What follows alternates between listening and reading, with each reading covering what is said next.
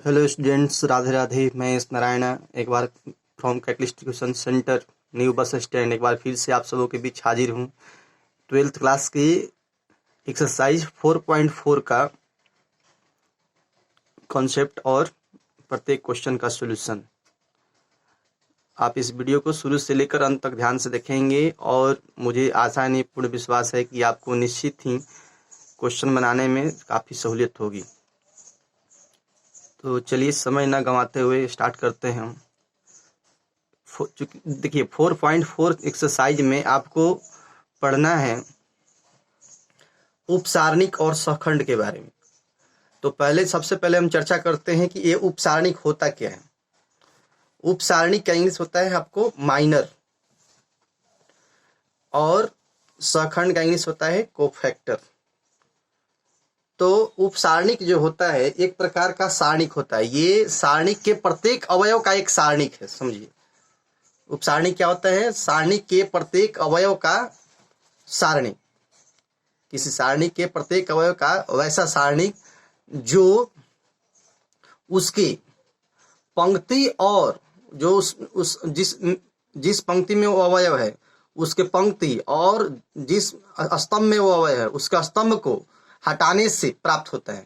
यानी किसी अवयव के पंक्ति और उसके स्तंभ के अवयवों को हटा देने से, उसके स्तंभ को हटा देने से जो सारणिक प्राप्त होगा वो किसी विशेष अवयव का उपसारणिक होगा। जैसे इसको हमको समझना है तो आप इसको इस तरह समझ सकते हैं। जैसे देखिए A11 ये है अवयव, मान लीजिए ये 2x2 कोटि का ये उपसारणिक है, ये यहाँ सारणिक है। तो A11 है, A11 एलिमेंट का यहाँ पर आपको A11 अवयव का आपको निकालना है उपसारणिक। तो इसके आप पंक्ति को हटाइए। इसका पंक्ति कौन कौन सा हुआ? पंक्ति में A11 A12 हुआ, तो ये पंक्ति हटा दीजिए, इसका स्तंभ हटा दीजिए A21, तो जो बच गया वो उपसारणिक हो जाएगा। तो इसका उपसारणिक क्या बच गया? A22, ये उपसारणिक हो गया। ऐसे मान लीजिए आपको निकालना है A22 का उपसारणिक निकालना है, तो इसके ये इस पंक्ति को खत्म कर दीजिए और इसके स्तंभ इसको खत्म कर दीजिए। तो खत्म कर देंगे तो आपको क्या बच जाएगा? यहाँ पे A11 बच जाएगा। इसको जैसे इस तरह से भी आप समझ सकते हैं। जैसे मान लीजिए 3x3 कोटि का कोई है, तो 3x3 कोटि का मान लीजिए डिटर्मिनेंट है। तो जैसे A11 इसका उपसारणिक निकालना है तो आप इसके पंक्ति को खत्म कीजिए, A11 A12 A13 खत्म कीजिए, इसको खत्म कर दीजिए और फिर इसको खत्म कर दीजिए, A21 A31 को खत्म कर दीजिए। तो इसके पंक्ति और स्तंभ को समाप्त करने के बाद में जो बच जाएगा वही उपसारणिक हो जाएगा A11 का। तो इसके पंक्ति को खत्म कर दिए, इसका स्तंभ खत्म कर दिए, तो आपके पास क्या बच गया? A22 A23 A32 A33, यही इसके लिए उपसारणिक हो गया। अब सपोज कीजिए मान लीजिए A23 का उपसारणिक लिखना है, जैसे इसका उपसारणिक लिखना है तो A23 के स्तंभ को खत्म कीजिए और A23 के पंक्ति को खत्म कीजिए। तो मान लीजिए इसका पंक्ति को खत्म करते तो ये लाइन समाप्त हो जाएगा, इसका स्तंभ को खत्म करते हैं तो ये लाइन समाप्त हो जाएगा। तो समाप्त होने के बाद देखिए आपके पास क्या बचेगा? A11 A12 A31 A32, यही इसका उपसारणिक हो जाएगा। जैसे देखिए यहाँ A23 का उपसारणिक लिखा हुआ है यहाँ पे A11 A12 A31 A32। आपको A31 का सपोज कीजिए लिखना उपसारणिक इसका, तो A31 का उपसारणिक लिखना है तो इसके आप पंक्ति खत्म कीजिए, A31 A32 A33 खत्म हो जाएगा। इसके पंक्ति को समाप्त कर दीजिए, इसके स्तंभ को समाप्त कर दीजिए, इसके स्तंभ को समाप्त करते हैं तो A31 A21 A11 खत्म हो जाएगा। तो आपके पास क्या बच जाएगा? A12 A13 A22 A23 बच जाएगा। तो देखिए आपके पास है A12 A13 A22 A23। मतलब जिसका निकालना, जिस अवयव का उपसारणिक निकालना है उसके पंक्ति को और उसके स्तंभ को समाप्त कर दीजिए, बाकी जो बच जाएगा वही एलिमेंट का समुच्चय जो होगा ना, वो समूह होगा, तो वो आपको क्या हो जाएगा? उपसारणिक हो जाएगा। देखिए यहाँ से इसके जैसे जिस एलिमेंट का 31 का निकाले तो इसके स्तंभ को और इसके पंक्ति को समाप्त कर दिए, जो बच गया वो हो गया। अब देखिए उपसारणिक को दिखाया यहाँ पे M31 M23 लिख रहा है। तो अवयव को सूचित करते हैं हम लोग छोटा लेटर स्मॉल लेटर AIJ से। देखिए अवयव को सूचित करते हैं AIJ से, लेकिन उपसारणिक को सूचित करते हैं हम लोग MIJ से। क्यों? क्योंकि उपसारणिक का इंग्लिश जो होता है माइनर होता है और माइनर का M लेटर जो है ना वो इस्तेमाल कर लेते हैं। तो देखते हैं,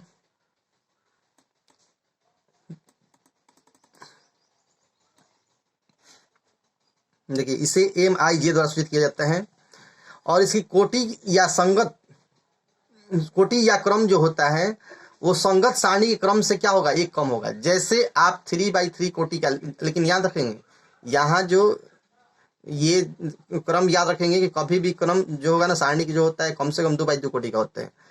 तो जैसे मान लीजिए 3 बाई 3 कोटि का कोई सारणिक है तो उसका जो उपसारणिक होगा वो 2 बाई 2 कोटि का होगा। आज मान लीजिए कोई 2 बाई 2 कोटि का सारणिक है तो उसका जो क्रम होगा क्या होगा 1 बाई 1 का होगा। जैसे देखिए यहाँ पे अभी आपको हमने दिखाया इसमें, देखिए इसमें जो हुआ 1 बाई 1 का केवल A22 हुआ, जैसे 1 1 का निकाले उपसारणिक तो A22 हुआ। लेकिन यही इसी को हम इसमें देखे थे तो देखिए इसमें क्या हुआ था, A11 का सारणी निकाले थे, उपसारणी निकाले थे तो देखिए A22 A23 A32 A33 आया था, 2 बाई 2 का आ गया था। चूंकि ये 3 बाई 3 का था तो जितना कोटि का होगा उससे कम कोटि उपसारणी का होगा। जैसे n कोटि का कोई सारणिक है तो उससे एक कम कोटि का उपसारणिक, मान लीजिए कोई 4 कोटि का सारणिक है, 4 कोटि का कोई डिटर्मिनेंट है तो उसका उपसारणिक जो होगा कितना कोटि का होगा 3 बाई 3 कोटि का होगा। तो इस तरह से आप कोटि भी पता कर सकते हो उपसारणिक का। सारणिक से जस्ट एक कम कोटि होता है उपसारणिक का। और सारणी कभी भी होगा ना कम से कम सारणी कोटि होगी तो न्यूनतम कोटि सारणी की 2 होगी, 2 से कम कोटि का सारणिक नहीं हो सकता। अगला है सौखंड। ठीक है, तो सौखंड ध्यान रखेंगे। सौखंड क्या होते हैं, तो आपको किसी भी अवयव का सौखंड निकालना हो, जिस अवयव का सौखंड निकालना है तो उसके उपसारणिक में -1 के पावर i प्लस j से गुना कर देंगे तो जो मान आएगा वही क्या होगा, उसका सौखंड हो जाएगा। जिस किसी भी अवयव का आपको सौखंड निकालना है उसके आपको उपसारणिक के मान में -1 के पावर i प्लस j से गुना करना होगा। जैसे देखिए यानी कहने मतलब क्या कि मान लीजिए कोई अवयव है aij और इसका सौखंड निकालना है तो aij का सौखंड बराबर aij बराबर -1 के पावर i प्लस j गुने अवयव aij का उपसारणिक। तो aij का उपसारणिक को सिद्ध करते किससे हम लोग mij से। ये i है क्या, j है क्या, i माने पंक्तियों की संख्या, j माने स्तंभों की संख्या। जैसे देखिए यहाँ A12 लिखा हुआ है यानी यहाँ पे i का मान हुआ 1 और j का मान क्या हुआ 2, यानी पहली पंक्ति का ये दूसरा अवयव यानी स्तंभ, इसका स्तंभ संख्या हुआ 2 और पंक्ति संख्या हुआ क्या 1। जैसे यहाँ A21 लिखा हुआ है i का मान 2 और j का मान 1 यानी पंक्ति संख्या 2 स्तंभ संख्या क्या हुआ 1। अब यहाँ देखेंगे आगे, ये देखिए उदाहरण कुछ यहाँ दिया हुआ है आपको। जैसे A11 का उपसारणिक लिखा हुआ है M11 तो क्या हुआ M11 लिखना है तो इसको हटा दीजिए, हटाने के बाद में जो बच गया सामने A22 बच गया। A12 का लिखना उपसारणिक तो इसको इसके पंक्ति खत्म कीजिए, इसका स्तंभ खत्म कीजिए तो बच जाएगा M2, देखिए M21 बच गया। और एक चीज और गौर करेंगे इसमें, सौखंड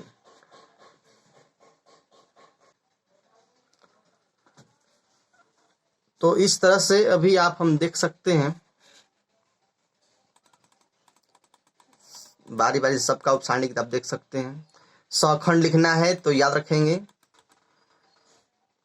वो क्या हो जाएगा -1 के पावर i प्लस j। जैसे मान लीजिए M11 के लिए लिखना है, इसके लिए A11 के लिए सौखंड लिखना है हमको तो i का मान 1 j का मान 1 तो 1 प्लस 1 यानी M11। इसमें -1 के पावर 1 प्लस 1 इंटू M11 तो M11 का जो मान आएगा यहाँ भर देंगे। -1 के पावर यहाँ 2 हो जाएगा, -1 के पावर यहाँ 3 हो जाएगा, -1 के पावर यहाँ पे क्या हो जाएगा यहाँ भी 3 हो जाएगा। तो याद रखें एक बात यहाँ गौर करेंगे और कि सौखंड को हम लोग सूचित करते हैं कैपिटल लेटर से कैपिटल लेटर A और इसको सूचित करने का तरीका होगा aij। तो aij से अवयव को सूचित करते हैं हम लोग स्मॉल लेटर a और उसमें ij लगा रहेगा। उपसारणिक सूचित करते हैं हम लोग m से। ये सब सिंबल याद रखेंगे आप। पंक्तियों की संख्या को i से, स्तंभों की संख्या को j से। यहाँ 5 सिंबल आपको याद रखना है। पहला सिंबल क्या याद रखना है, अवयव को सारणी के अवयव को छोटा लेटर a से, सौखंड को बड़ा लेटर a से, उपसारणी को बड़ा m से और पंक्तियों की संख्या को i से, स्तंभों की संख्या को j से। अब यहाँ गौर कर लिए। अब देखिए दूसरा फॉर्मूला देखेंगे। यदि a कोई 3/3 कोटि का आव्यूह हो, यदि a कोई 3/3 कोटि का आव्यूह हो तो ए बराबर मान लीजिए एलिमेंट दिया हुआ है, जैसे सपोज कीजिए A11 A12 A13 A21 A22 A23 A31 A32 A33 दिया हुआ है। तो इस तरह से हमको निकालना है, मान लीजिए मैग्नीट्यूड निकालना है ए का, तो ए का वैल्यू निकालना है। तो कैसे हम लोग प्रश्न करते थे कि प्रथम पंक्ति के अनुदिश, द्वितीय पंक्ति के अनुदिश, तृतीय पंक्ति के अनुदिश, प्रथम स्तंभ के अनुदिश, तृतीय स्तंभ के अनुदिश, द्वितीय स्तंभ के अनुदिश, इस तरह से करके निकाल देते प्रश्न करके। लेकिन बिना प्रश्न किए इसका वैल्यू निकालना है तो एक इसका तरीका और भी है, इसको भी अभी एक और तरीका से बना सकते हैं, अच्छे तरह से सौखंड निकाल के भी बना सकते हैं। उसमें होता क्या है कि जैसे आप पंक्ति प्रथम पंक्ति के अनुदिश मान लीजिए सपोज कीजिए बनाते हैं, तो प्रथम पंक्ति के अनुदिश सौखंड का उपयोग करके बनाते हैं, तो इसका फॉर्मूला बन जाएगा आपको A11 into capital A11, small A12 into capital A12, small A13 into capital A13। इस तरह से द्वितीय पंक्ति का अनुदिश बनाएंगे तो A21 A21 A22 capital A22 A23 capital A23, तृतीय पंक्ति के अनुदिश। अब इस तरह से आप प्रथम स्तंभ के अनुदिश, देखिए स्तंभ के अनुदिश करते हैं तो देखिए A11 A21 A31 होगा, तो यहाँ लिखिए A11 लिखा हुआ है और कैपिटल A11 लिखा हुआ है, A21 capital A21, A31 capital A31। इस तरह से आप करके निकाल सकते हैं, इसके वैल्यू को 6 तरह से निकाल सकते हैं। तो आप प्रसरण भी इसको 6 तरह से कर सकते हैं और सहखंड की सहायता से भी इसके वैल्यू को आप 6 तरीके से निकाल सकते हैं। तो इस तरह से आपके पास इस क्वेश्चन को बनाने का 6 ऑप्शन है, ठीक है। तो एक बार इस थ्योरी को सब ध्यान से देख लेंगे और इसके बाद हम आगे बढ़ेंगे।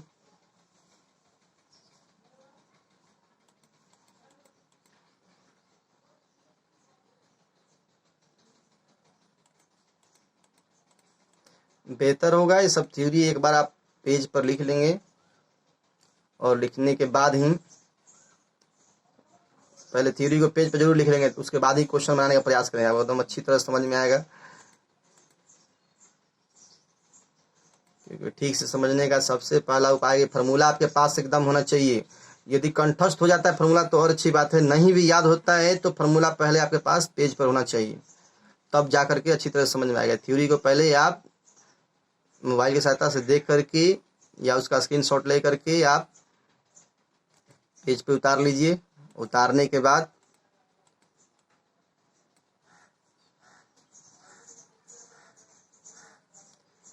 फिर आप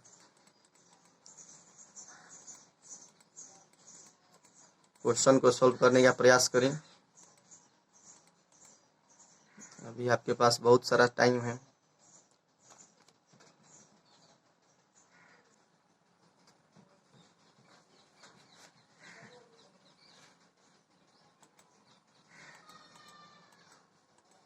सब ध्यान से थ्योरी देखेंगे, सब आपको लिखा हुआ है, एक एलिमेंट यहाँ समझाया हुआ है। देखिए यहाँ पे हम गुना कर दे रहे हैं, -1 के पावर 1 + 1 है, तो इसका मान जाहिर सी बात है कि प्लस क्या हो जाएगा 1 हो जाएगा, क्योंकि -1 के पावर जब जोड़ा अंक होता है तो उसका मान प्लस में होता है। अब -1 के पावर जब फूट अंक होगा ना तो उसका वैल्यू क्या होता है माइनस में। देखिए यहाँ माइनस में लिखा हुआ है विषम अंक होगा ना, जैसे 1 + 2 है तो क्या है विषम अंक है, तो 3 विषम अंक हुआ, तो इसलिए इसका वैल्यू यहाँ माइनस में। लेकिन यहाँ पे देखिए प्लस में है वैल्यू, क्योंकि 1 और 1 मिला के क्या हो जाएगा आपको 2, और 2 होगा तो -1 के पावर 2 होने का मतलब क्या हो जाता है प्लस। तो आपको जाहिर सी बात है कि सौखंड निकालना और उपसारणिक निकालना इस फॉर्मूला को देख करके आ जाएगा आपको, वो झंझट इसमें नहीं है, सिंपल क्वेश्चन है सब।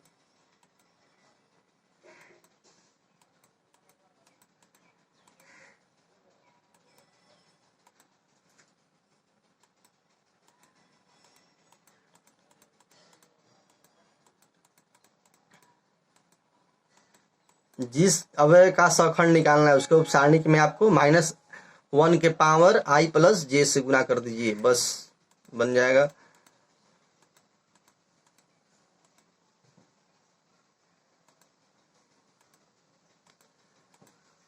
और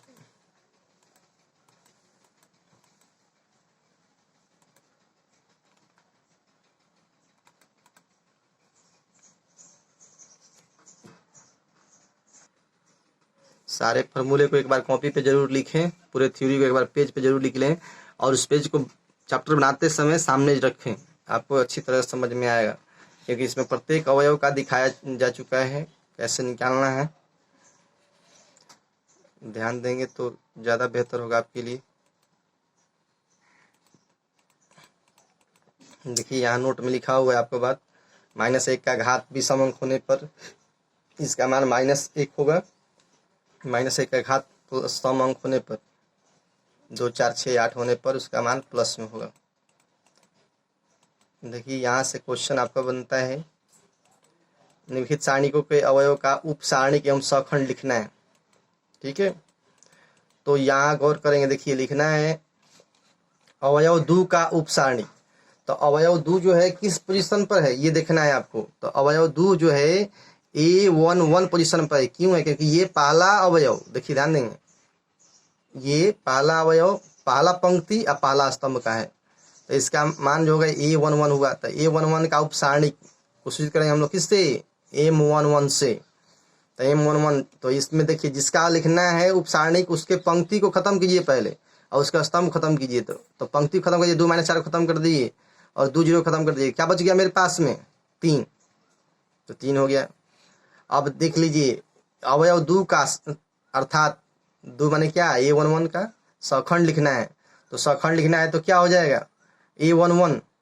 तो A11 होगा तो इसका मतलब क्या हुआ? -1 के पावर 1 + 1 × 3।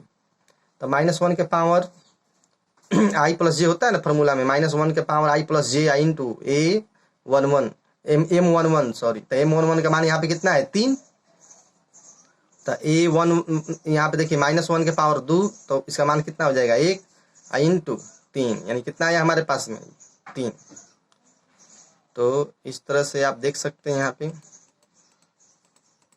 अवयव -4, अर्थात -4 जो है ना, देखिए पहली पंक्ति का कौन सा अवयव है? दूसरा अवयव है। तो इसका मतलब क्या हुआ? A1 माने पहली पंक्ति, कौन सा अवयव? दूसरा नंबर अवयव, तो 2 यहाँ पे। ऐसे दूसरा स्तंभ भी समझ सकते हैं इसको। तो A12, तो A12 का उप सारणिक क्या होगा? M12। तो -4 के लिए उप सारणिक लिखना है तो आपकी इस लाइन को खत्म कीजिए, इस पंक्ति को खत्म कीजिए, इसका स्तंभ खत्म कीजिए। तो क्या बच जाएगा? पंक्ति खत्म कर दिया, स्तंभ खत्म कर दिया, बच गया मेरे पास क्या? 0। तो देखिए यहाँ पे 0 हो गया। और इसका सखंड लिखना है तो A12 बराबर, जाहिर सी बात है कि -1 के पावर i + j। तो i की जगह कितना है यहाँ पे? 1, j की जगह कितना है? 2। तो -1 के पावर 1 + 2, यहाँ 0 है गुना M12 का मान कितना है? M12 का मान है 0। तो M12 का मान 0 भर दिए। तो इस तरह से आपके पास जो यहाँ बच गया, क्या बच गया? -1 के पावर 3 × 0। तो किसी संख्या में 0 से गुना करेंगे तो उसका मान क्या होगा? 0। अब यहाँ देखेंगे अगला,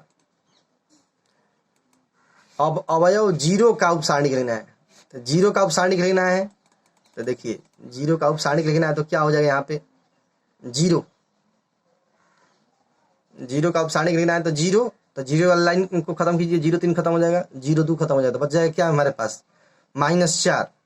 तो -4 हो जाएगा यहाँ पे। तो इसके लिए आपको ये कौन सा अवयव हुआ? तो पहला लाइन ये, दूसरा लाइन था A2, स्तंभ कौन सा हुआ? 1। तो A21 का ये क्या हुआ? A21। तो A21 के लिए उप सारणिक जो होगा क्या होगा? M21। तो देखिए M21 हुआ यहाँ पे। तो M21 का मान क्या हो गया? -4। आप देखेंगे इसको, यहाँ -4 ही बचेगा। इस तरह से इसके लिए बात करते हैं तो देखिए A दूसरा का दूसरा है तो A22। तो A22 के लिए उप सारणिक क्या हो जाएगा? M22। तो M22, तो इसके लाइन को खत्म कीजिए, इसका स्तंभ खत्म कीजिए, तो बच गया क्या? 2 मेरे पास। तो M22 का मान क्या हो जाएगा? 2। M22 का मान कितना आया? 2। और इसके लिए सखंड का मान क्या लिखना है? तो -1 के पावर i + j, यानी 2 + 2 × 2। तो -1 के पावर 4 × 2, यानी 1 × 2 हो जाएगा। -1 के पावर जोड़ांक है यहाँ पे, तो इसका मान क्या आ जाएगा? प्लस में। तो इसका वैल्यू कितना हो जाएगा? 2। तो इस तरह से आप क्वेश्चन नंबर 2 को भी बना सकते हैं। देखिए A के लिए आपको लिखना है उप सारणिक एकदम बिल्कुल 2 कॉपी ऐसा ही है क्वेश्चन ये। A के लिए तो जाहिर सी बात है यहाँ पे A11 का उप सारणिक क्या होगा? तो इसका पंक्ति को, इसका स्तंभ खत्म कीजिए तो आ जाएगा क्या? M11 का मान D। इसके बाद में आपको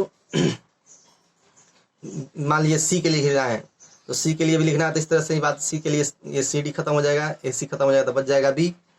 और उपसारणी के लिख दीजिए तो सौखंड लिखना है तो -1 के पावर ये आई प्लस जे से गुना कर दीजिए, उसमें जो वैल्यू आएगा आपको हो जाएगा। तो इस तरह से आपको ये दोनों क्वेश्चन बन जाएंगे।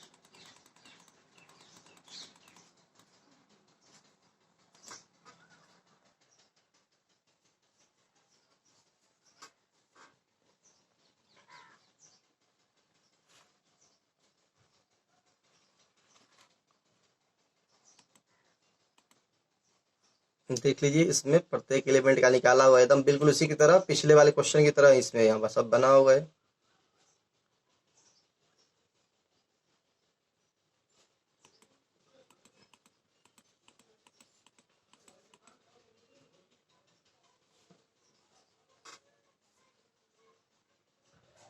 तो क्वेश्चन नंबर 1 तक आप देख सकते हैं, इसको यहाँ तक सॉल्व करेंगे, इसके बाद अगला क्वेश्चन अगले वीडियो में। तब तक के लिए धन्यवाद।